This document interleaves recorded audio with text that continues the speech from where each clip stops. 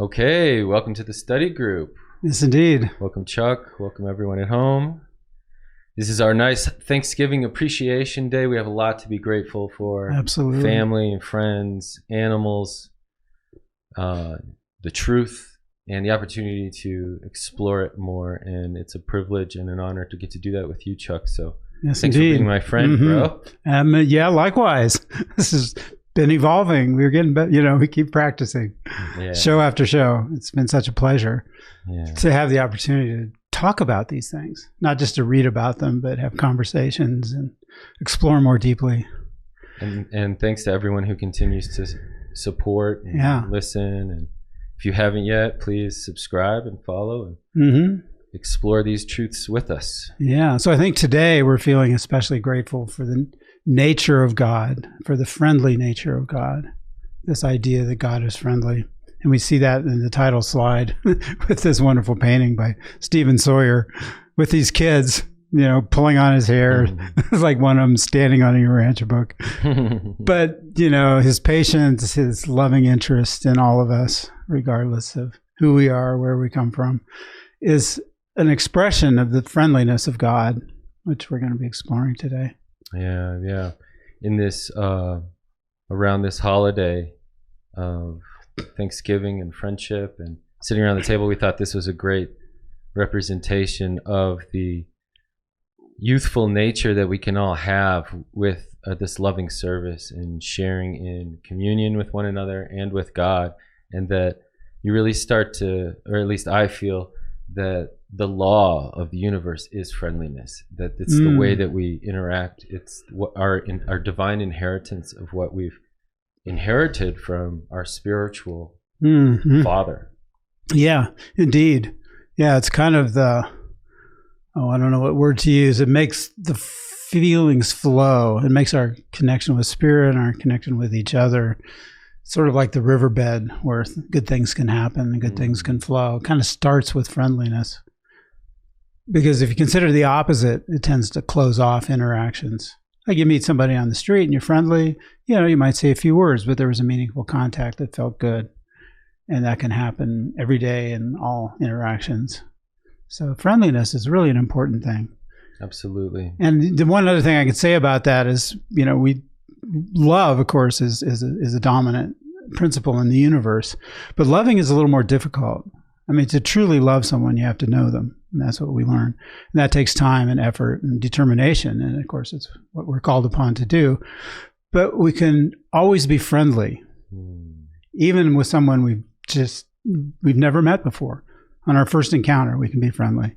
And friendliness can then grow into love. So in a sense, friendliness is kind of the gateway to love, which I think is why it's so important and why they stress it so much when they talk about the nature of Jesus and how he was with people.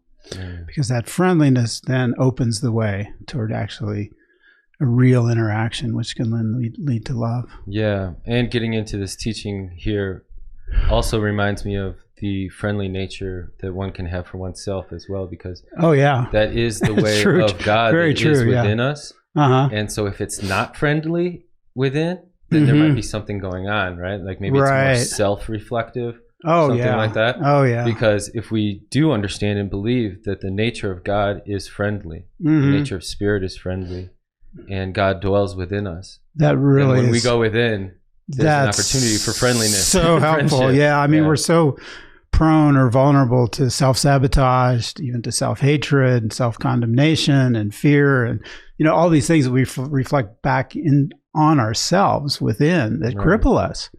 And knowing that God is always there to say, oh, come on, it's not that bad. Pick yourself up. Let's go. I believe in you. I believe in you. I'm with you. So that's what we're going to be. Oh, hi, Kitty. Kitty's with us.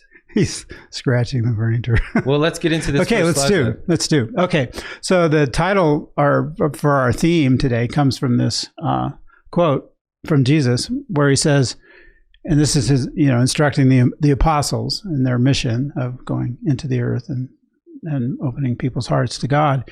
He says, in preaching the gospel of the kingdom, you are simply teaching friendship with God. And I don't know, I just really love that. The first time I read that, I go, yes. You get one of those big inside yeses goes off. Well, like you said, it doesn't put that pressure as much. Yeah. Like when people say God is your father or whatever, sometimes some people have their own experiences with human relationships, but they all hopefully have friends. Everybody knows what it means. Positive, yes. Yeah, that's kind of a universal. That's a good point. Yeah, not everyone has good father experiences. I mean, we learn about the nature of our Heavenly Father, of course, which is, couldn't be better. But in our approach to that, knowing that God is friendly, that kind of allows us to relax and be more open and willing to share and be vulnerable with God. And that vulnerability kind of leads us to this next part of the internal process of that vulnerability in your heart, sharing it with God. Yes. So we go on to the next slide. Well, I also feel that, as we're talking about, I know I always bring it down to everyday people. Sure, yeah. People are searching now more than ever. And they might be searching for something that is within. Well, I know. Yeah. That's my experience, at least. Right, and so as we've talked all this time on these study groups about going within one's heart and finding spirit there and connecting with that. Yeah, right. And then that's where that friendly the inner life, inner life, creating a healthy environment in the inner life. It's kind of the beginning of being able to project healthy outcomes in your outer life. That you can't really do one without the other. Right. So that's why the teaching about the nature of God dwelling within us is so important.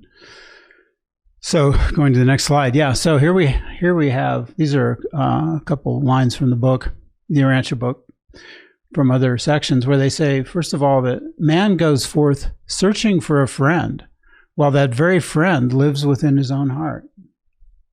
Only the spirit-indwelt mind can comprehend that the universe is friendly to the individual.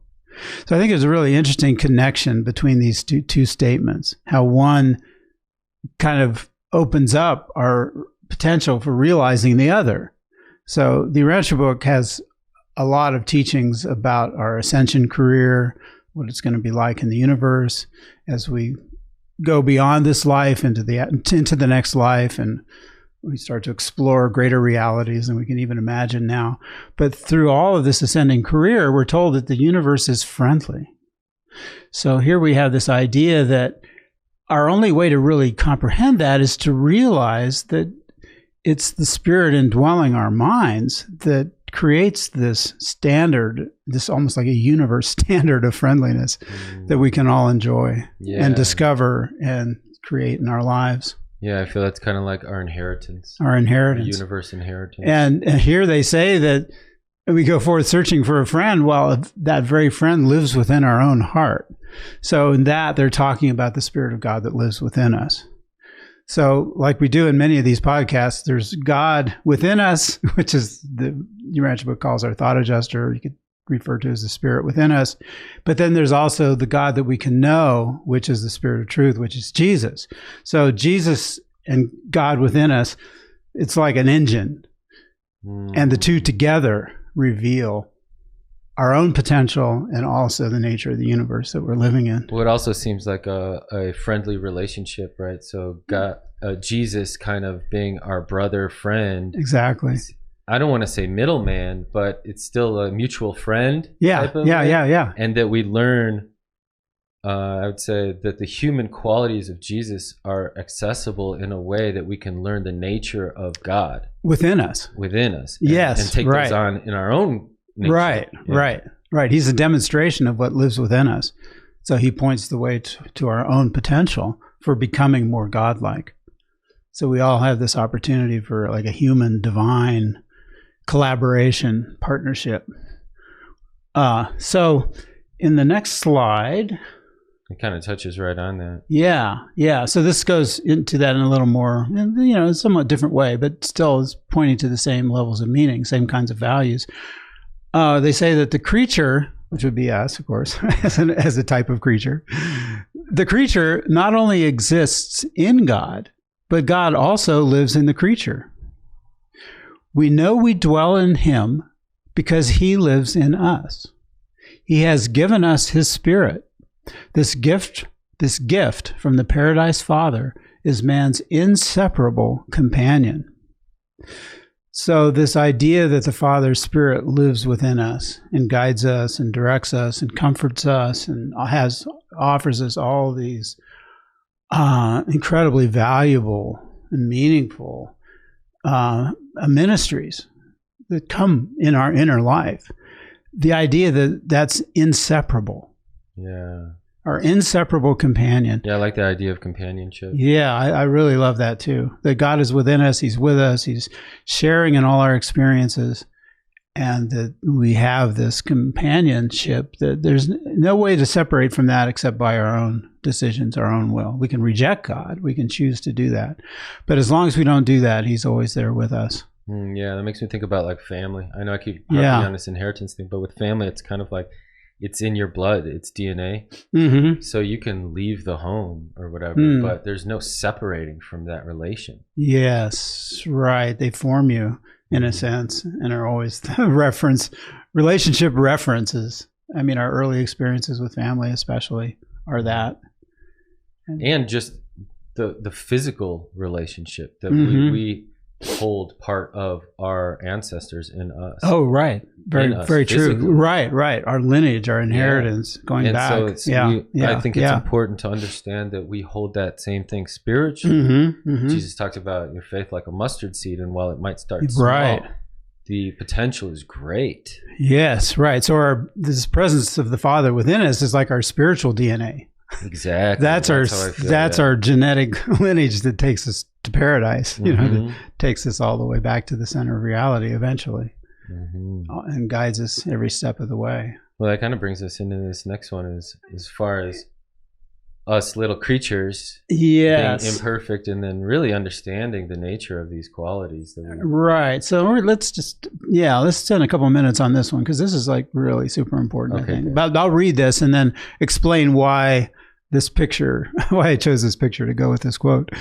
Anyway, they say that the endowment of imperfect beings, again, that would be us, the endowment of imperfect beings with freedom entails inevitable tragedy.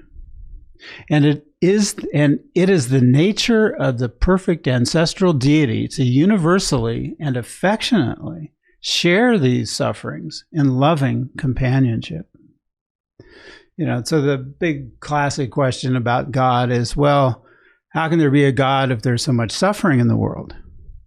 So sort of the answer to that is that the suffering results from this gift of free will, which entails inevitable outcomes that are not always good.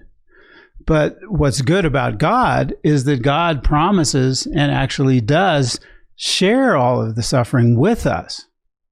So it's known that it's going to be, that we're going to have some struggles as we exercise our free will and we make mistakes, but that's how we learn, that's how we grow.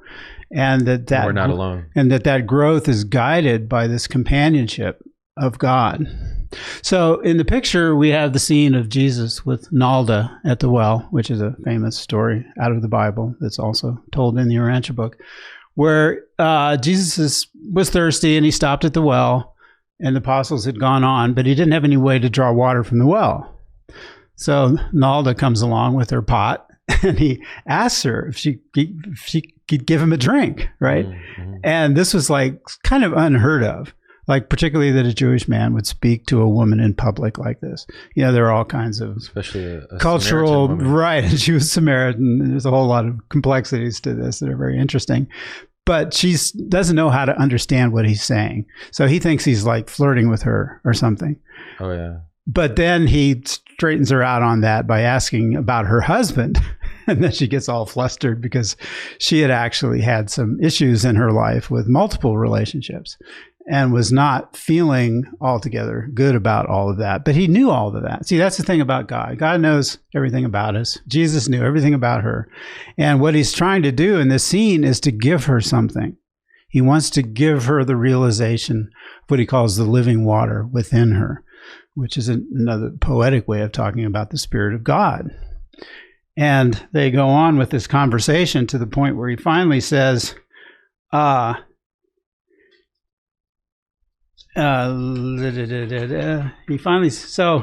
he keeps trying to lead her in this direction of talking about the spirit within, and she keeps wanting to change the subject, right? Which is kind of the same thing we go through with getting to know God within. You know, we have a hard time really facing and honestly vulnerably the issues in our lives. So they say that Nalda would make one more effort to avoid the discussion of the embarrassing question of her personal life on earth and the status of her soul before God.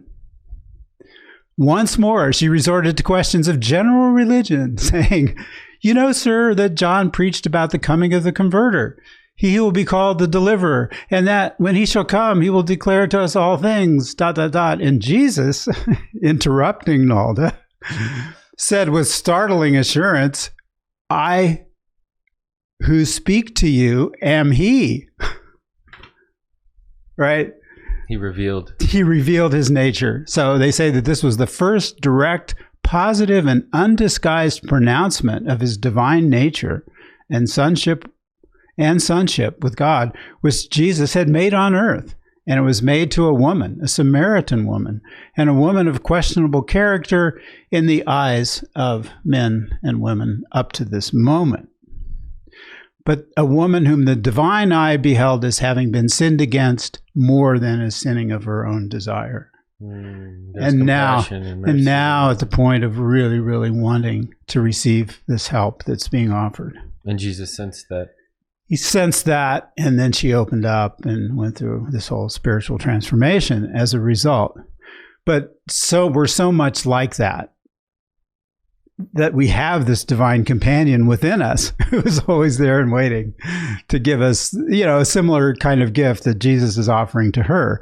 But it's interesting to see it played out externally between Jesus and Nalda, a pattern of events that we often can experience. Oh, yeah. I'm so glad they included this in the Urantia book, because I know a lot of people, and myself, like you just said, where there's this...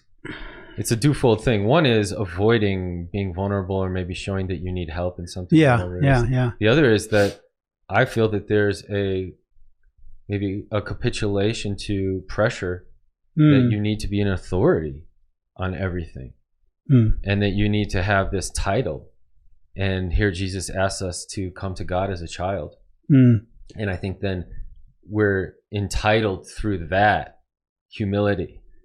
If you want to call it entitled in God, or you want to call it anointed, whatever it is. But there's a level of sincerity and humility that allows for that type of experiential relationship and responsibility. Yeah. And it's not through a material sense of self-identity. It's really something that, as we've expressed so greatly, through the heart, and it's felt. It's an opening of the heart. Yeah, and what that feeling is the same as hopefully, my friends feel and your friends feel of this. You might call each other friends because they're words, but the feeling is from the heart. And then how you can creatively and lovingly express that with one another. Exactly, just as Jesus did with her. Right. And that this is available within us as well. Right. So this demonstration of the affectionate, I love that they refer to deity as being affectionate. I mean, this is real affection, just like a parent has for a child. This is why this concept of God as our loving parent. We have a Heavenly Father, we have our universe mother spirit, we have deity parents who love us as affectionately and more so than a human parent loves their child. And in fact, our human love for our children comes from this, deity inheritance that's been put into our nature. So we can understand how God loves us if we think about how it feels to be even a human parent. Yeah, I especially love how he shows that by loving someone who maybe in that time, or revealing his spiritual nature to someone who might be looked down upon in that time. And that actually is a great representation that he did on purpose, that shows the nature of God's love. Yes. So wherever there's love loss, there's love need. And there's love need. Wherever there's love need, divine love is working extra hard to fill that. Searching for a way to work through the cracks of the walls we put up. And I think that's just important to remember, because us as imperfect beings, we might think that maybe Jesus doesn't want to hang out with us, or Yeah, God doesn't yeah. love us. And that kind of brings us to this next slide, where basically Jesus is known to, well, if you want to set up the story, it's that he's eating at Levi's house, right? Right. Matthew's a tax collector. Yeah. And they've known to hang out with these type of people. I mean, they're all cool people. They're all normal, salt of the earth type of people, but they might not be seen as something that's accredited or has that title that demands material respect and authority or something. Right. Yeah. So Matthew threw a party basically, to commemorate his selection as an apostle. And the people in attendance in those days might be referred to as publicans and sinners. Yeah. The publicans are like the tax collector people, and the sinners are like people who like to party and drink and have fun and have a good time and make merry. So here's Jesus making merry with these people at this party, and the religious authorities of the day, who Jesus was going to have increasing difficulty over time, were not in approval of this. Right. They were muttering amongst themselves and sort of casting aspersions on Jesus. For hanging out with who? Yeah. Right. Okay, so let me read this here. Yeah, go for it. So this is a nice picture here that you chose. Jesus kind of hanging out with the people. But paper 138. Jesus and the apostles remained that night in Matthew's house. And as the people went to their homes, they spoke of but one thing, the goodness and friendliness of Jesus. So that's cool because in that scene, there was a lot of different types of people there too. Mm-hmm. Some politically oriented, some not, whatever. But yeah, even if there was difference of intellectual belief, there was still a reflection of how friendly, this nature of friendliness that they took from that. That was their takeaway of this feeling of friendliness. Mm-hmm. Mm-hmm.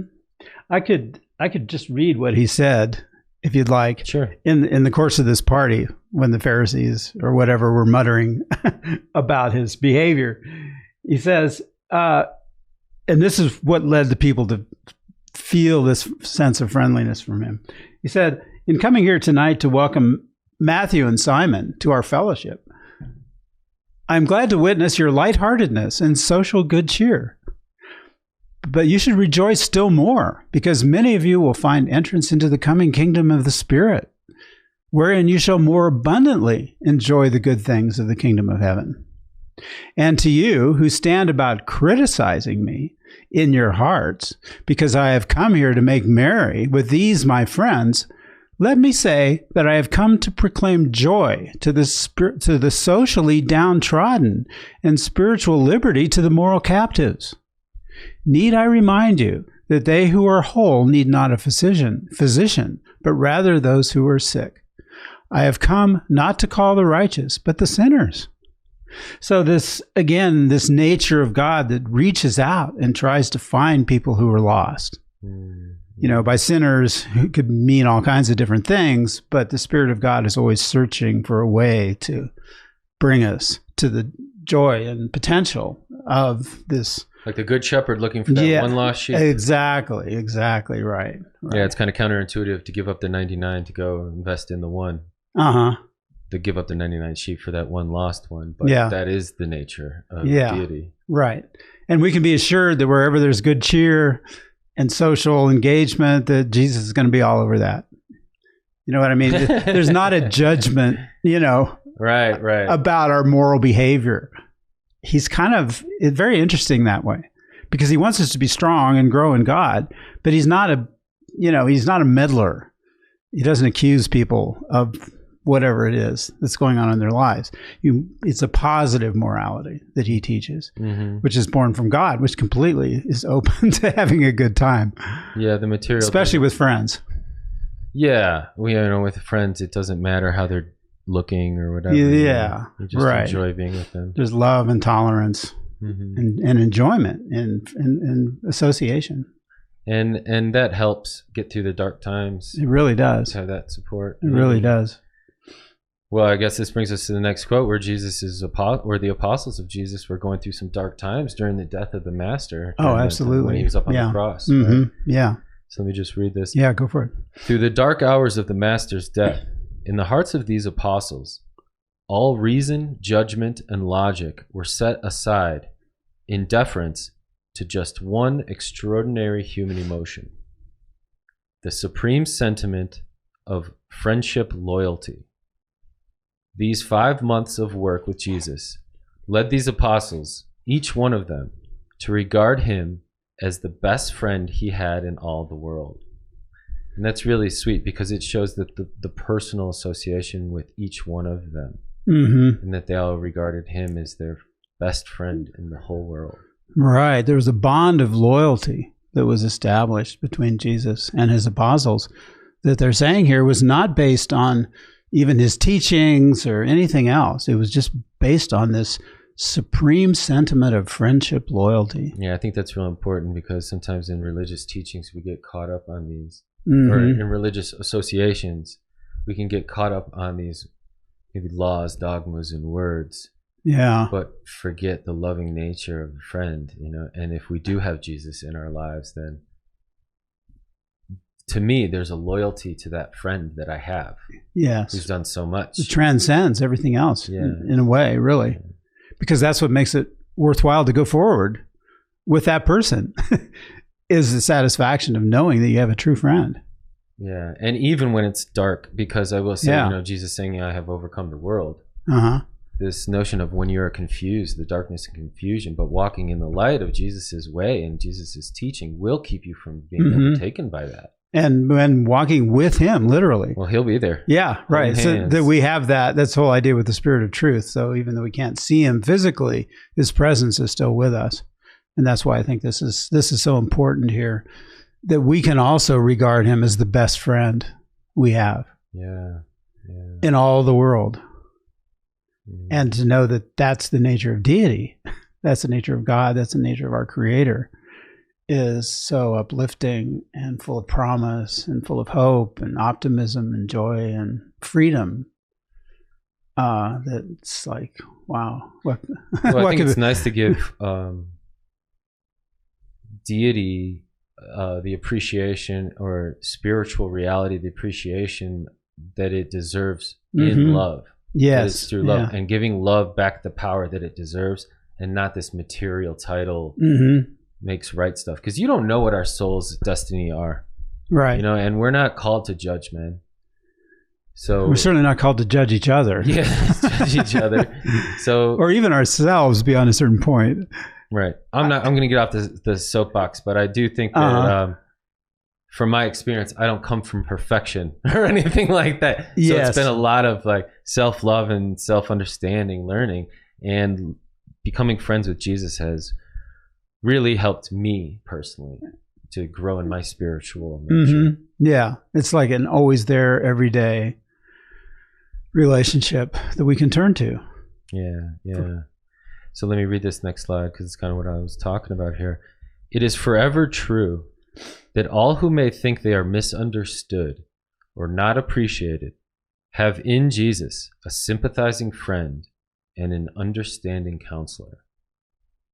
And then he goes on, this might be from the further on where he's talking to the apostles about the Spirit of Truth coming and or just how the Spirit talks to you. And he says, I will speak to you plainly as one friend to another. Right. And so I really love that, because when he's talking about spiritual nature of, let's say, the Spirit of Truth coming to you, and here you are a friend with Jesus, and here you are maybe a friend with us, and we're telling you like it is.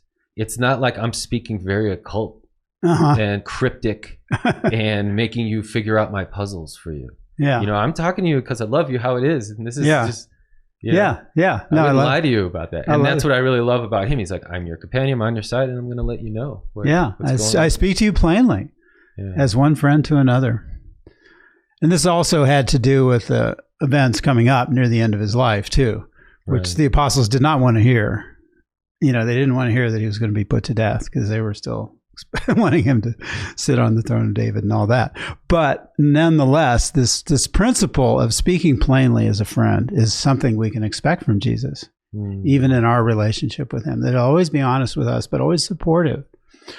So there's a few, just a couple of quick lines from another section in the book where they talk about Jesus as he passed by, just kind of how he was with people, that add a little bit to these two quotes, particularly this one about him being a sympathizing friend and an understanding counselor.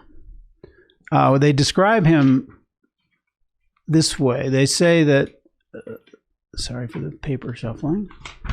They say that he comforted hungry minds and ministered to thirsty souls. That as he did that, the recipients of his mercy did not so much feel that they were confessing to him as that they were conferring with him. They had unbounded confidence in him because they saw that he had so much faith in them. So in his interactions with people, just casually that he would meet, people would be taken up in this feeling that, oh, here's somebody I can really talk to. Here's somebody that I can confide in. And that their trust in him that opened up this willingness to confide was based on the fact that they could feel that he had so much faith in them. So, you know, when you talk to somebody and maybe it's getting a little bit vulnerable and you want to maybe disclose some things that you haven't told somebody else or whatever, and you're looking for help, if you feel that the person you're talking to has complete faith in you, that they really support you and love you and understand you, that makes that a much more doable kind of thing. Oh yeah, absolutely. Especially coming from someone who's a recipient of good coaching. Yeah, right. There's a lot about that, actually. A lot of good reframing because they do believe in you. It's not just like they're getting paid for you to do well. Yeah, right. They believe in you. Yeah, absolutely. They know you can do it. And that's why they're like, no. And he projected that. And so much so that they even say that he inspired profound self-confidence and robust courage in all who enjoyed his association. When he smiled on a man, or woman, of course, that mortal experienced increased capacity for solving their manifold problems.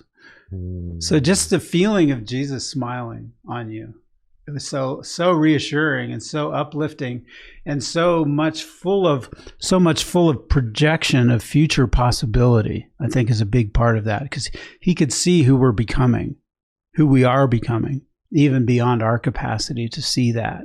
So he's lifting us up to our future potential. And you can feel that. You can feel that. You can see that in his smile. You can just imagine, I know you. Whoops. Oh, yeah. I know you. I'm going to see you a million years from now. And just wait. You're going to be like, And I can see it. Well, it must be awesome when you can see the beginnings. Yes. Here in this, like the beginnings of how great this soul could be. Right. And will be. Right, like a little kid playing on the playground. You can imagine them sitting in a boardroom, heading up some big organization or something.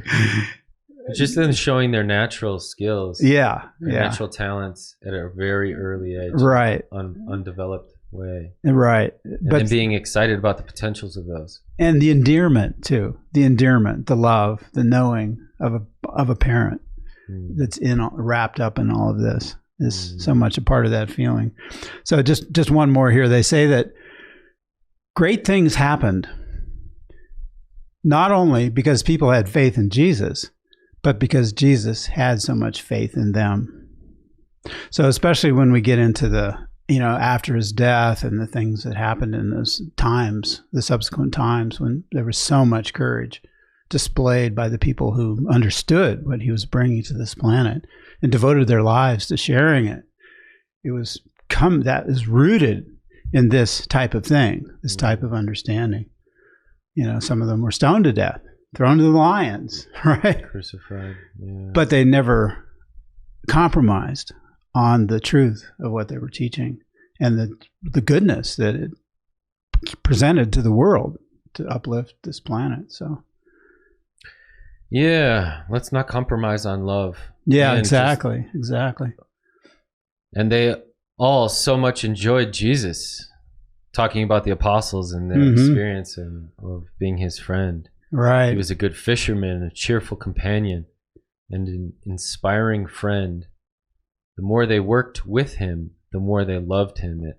And this is really important to me because I feel like it's kind of like what I was talking about earlier, is that the more I get to know Jesus, or the more that I work with him, the more I truly do love him, and the more that I am so inspired by this friend that I can then be the cheerful companion for others. I'm not always, but I right. Well, yeah. I can. I go within and try to maybe recalibrate.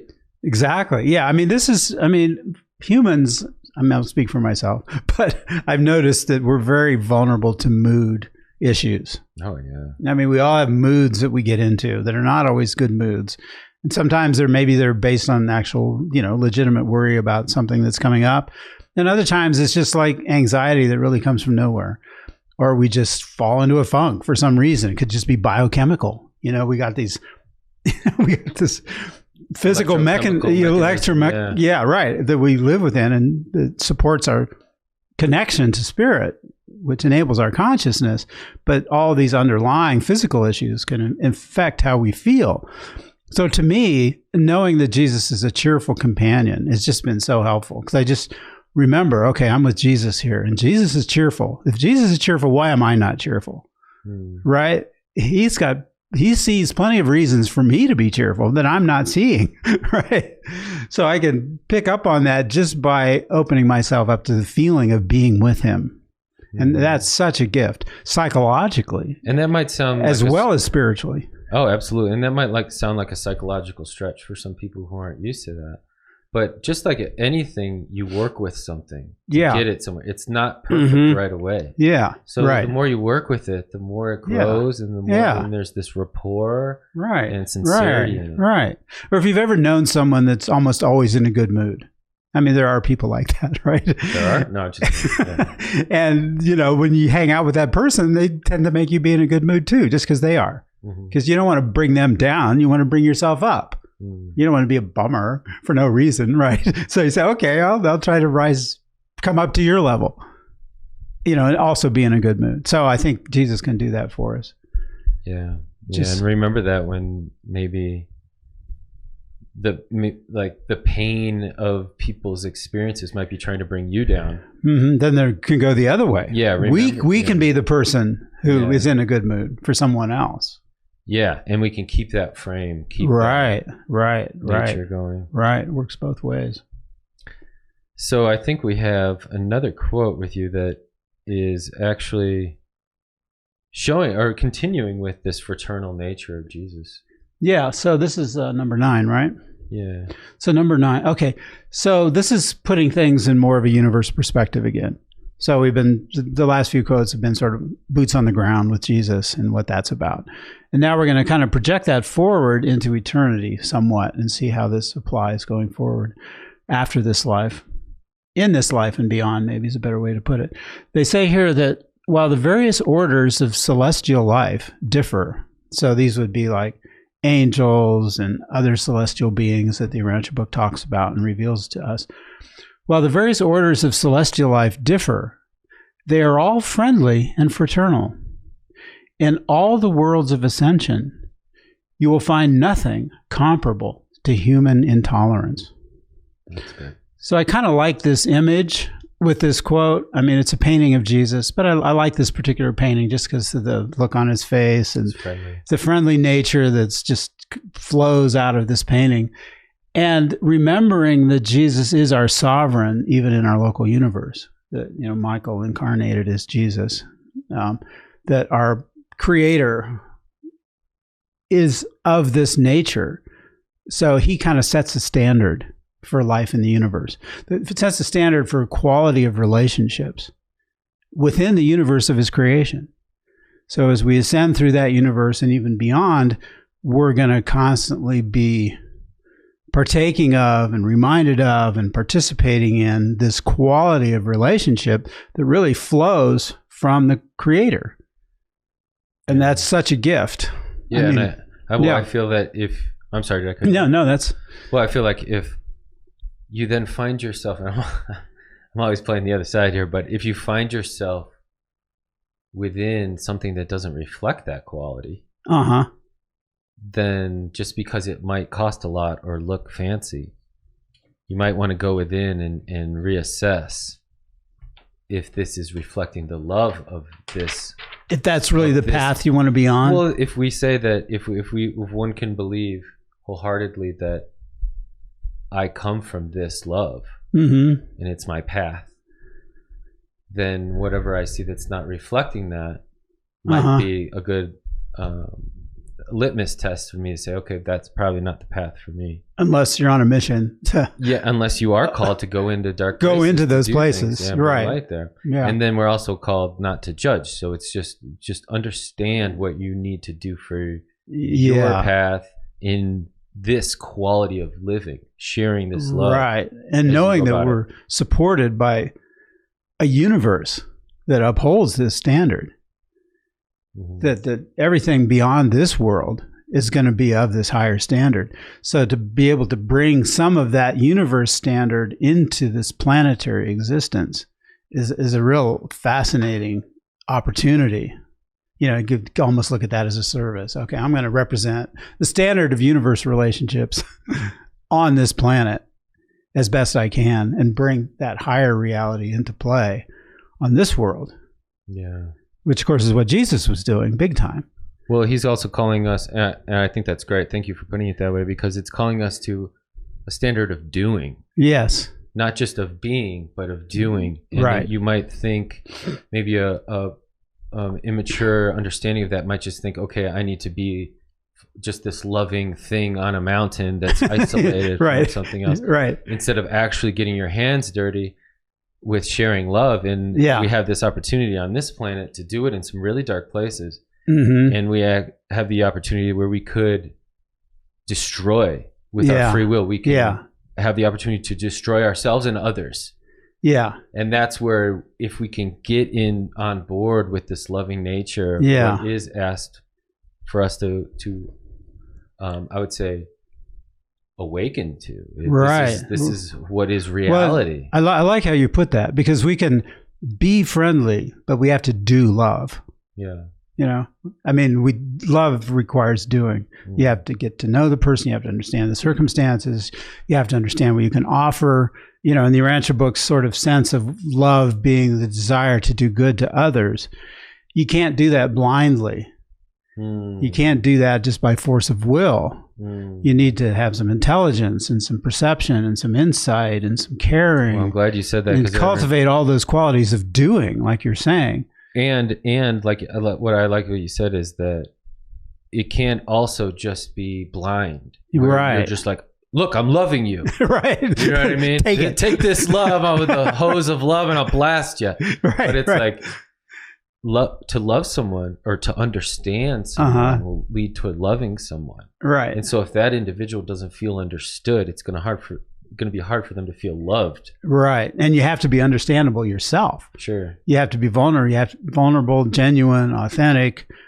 You can't just put up a wall and be, you know, some kind of a blind minister. You have to reveal yourself in that relationship also, so that the other person it can grow in their love for you. And then it becomes mutual. I think love almost always has to be mutual to be real. And I'm glad you said minister, because that makes me think that we can all be ministers. We're doing ministry with each other. We're like, we're anointed by the Spirit that lives in all of us. That's what gives us the title of minister, for us to share that Spirit with each other. Yeah. So that can happen everywhere. Yeah. And that's why friends. It allows for friends. Friends are all over this world. You know? Right. And it all begins with being friendly, I think. That's why this. Well, then that kind of leads me to this next quote. Okay. Where it says, no amount of piety or creedal loyalty can compensate for the absence in the life experience of kingdom believers of that spontaneous, generous, and sincere friendliness which characterizes the spirit-born sons of the living God.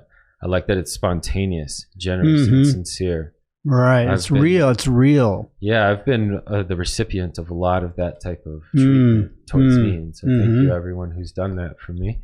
And I would love to see if I could, every time I pray, I ask for like increased capacities of this. And I will say that a lot of these things are more easily learned by a viewing of the demonstration, observing someone being that way. Oh, absolutely. Absolutely. Right. So it's not about the forms of religion. It's not about how you do the rituals or, I don't know, whatever material accomplishments we may achieve.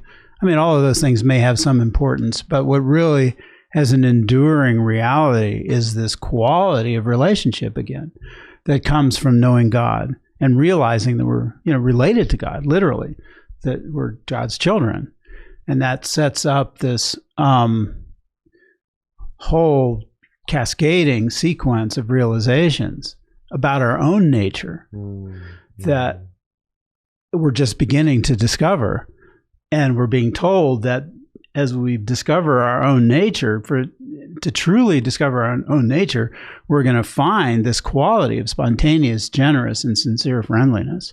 And if that's missing, then whatever path you're on might be necessary for one reason or another, but you haven't quite got to the essence of becoming godlike, which is what we're really ultimately called upon. Well, I always think about Jesus saying, accomplish. Let not your heart be troubled. Yeah. And I think sometimes in that we can get caught up in that spontaneity. We can't get that spontaneity because our will's a little bit troubled and or distracted paralyzed, right? Or self-talk again. Demoralized. But what we see, going forward and what we talked about before is laying up our treasures in heaven. And a lot of that is kind of self-forgetfulness in a way. It's like you have your orders now. I like to say, look, you have your orders. You know who you are and what you're called to do. And that is to share this love. Yeah. You've been given it freely. And freely you're asked to share it freely. And I think that the more that, for me personally, the way that I take that into my life, the more I actualize it in a way that I can grow with my understanding of what these spiritual realities are, like my soul. It's not just a word. Yeah. That's some abstract concept. There's something real there. There's a relationship that's growing there that's real. Right. Right. And we grow in that relationship. And we transform every day, day to day, a little bit, and become more true to what you're talking about there. Yeah. And that continues, of course, into eternity. Yeah. Our eternal rewards. Our eternal rewards, indeed.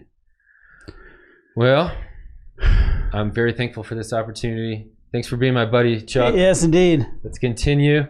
Thanks for all your loving friendliness. Yeah, and thank you guys. Thanks, family and loved ones, mom and sis, in this beautiful setting that we have. Mr. Kitty, I wish everyone love in your heart and happy holidays. May you become strong, wise, and a spiritual powerhouse. Yeah, may we grow in our gratitude. Yes, yes. Indeed. Well, very thankful. God bless. Okay, until next time. Yep.